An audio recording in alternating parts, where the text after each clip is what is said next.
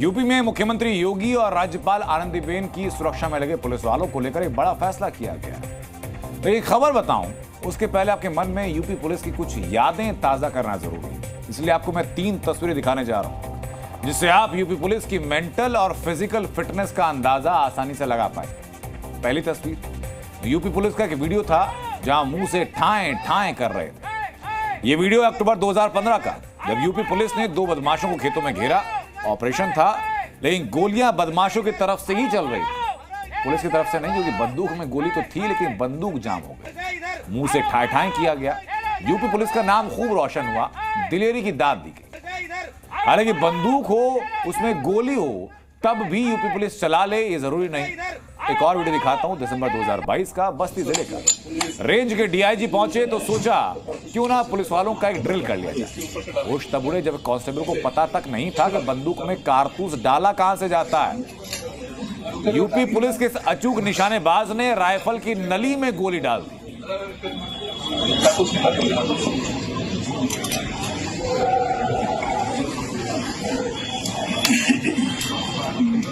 फिर उसके बाद क्या करोगे?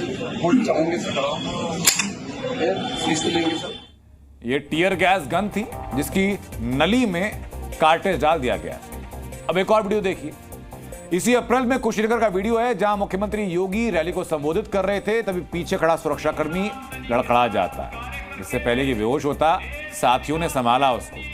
बाद में पता चला कि फिजिकली फिट नहीं था, इसलिए मुख्यमंत्री की सुरक्षा में खड़े खड़े लड़खड़ा गया। ये 3 तस्वीरें आपने देख ली हैं, तो पुलिस का फिजिकल और मेंटल स्ट्रेंथ क्या है पता चला, उसकी कुछ बानगी थी। अब खबर की तरफ बढ़ते हैं। खबर यह है कि यूपी पुलिस ने मुख्यमंत्री योगी और राज्यपाल की सुरक्षा में लगे ऐसे 102 पुलिस वालों को हटाने का फैसला किया जो ना तो फिजिकली फिट थे ना फायरिंग में परफेक्ट। यूपी पुलिस ने वीवीआईपी सुरक्षा में लगे जवानों का टेस्ट लिया। 102 जवान फायरिंग और फिटनेस टेस्ट में फेल हुए। कई जवान राइफल से सटीक निशाना लगाने में नाकाम रहे। कई जवानों की तोंद निकली, वजन औसत से कहीं ज्यादा था, दौड़ भाग नहीं पा रहे थे लेकिन सुरक्षा में लगे हुए थे। तो फाइनली टेस्ट होता है, यूपी पुलिस ने पाया कि 102 जवान ऐसे हैं कि अगर इमरजेंसी पड़ जाए तो ये तो भरोसे लायक नहीं है। इन्हें वीआईपी सुरक्षा में रखना जोखिम लेना जैसा होगा। वैसा ही होगा जैसे सीएम के पीछे खड़े सुरक्षा गार्ड को किसी और को संभालना पड़ा था। इनकी जगह एसडीआरएफ, पीएसी और एसएफ से 40 साल से कम उम्र के जवान चुने जाएंगे और उनको सीएम और गवर्नर की सुरक्षा में लगाया जाएगा।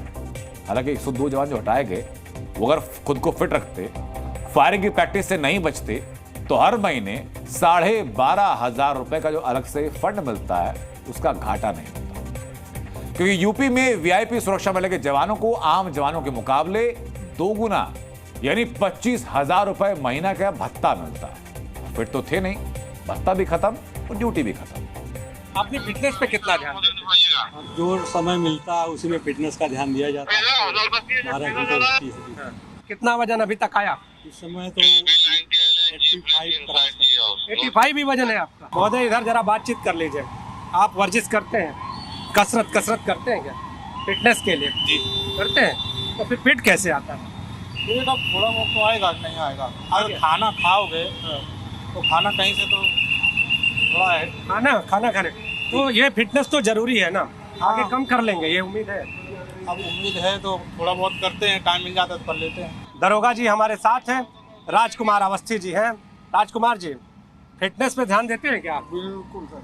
तो ये फिर पेट कैसे निकल गया राजकुमार जी? खाने पर भी ध्यान देते हैं क्या? हाँ? कहते हैं दरोगा का रुआब होता है और जब तक पेट ना हो, फिटनेस का ध्यान कहते हुए ना दिखाई दे तो फिर कैसा? तो अवस्थी जी कितने देर दिन भर में कसरत भी करते हैं, दौड़ते भी हैं, वॉकिंग करते हैं? अवस्थी जी की पोजीशन आपने देखी, जहां ट्रैफिक चल रहा है, कैमरा में कम से कम रेड लाइट नजर नहीं आ रही, लेकिन वो ट्रैफिक लगातार बैलेंस कर रहे हैं। तो शक उनकी पोजीशनिंग को लेकर के भी होता है और ट्रैफिक वाकई बैलेंस कर रहे हैं कि दिखा रहे हैं, उस बात की रिपोर्ट को लेकर भी होता है।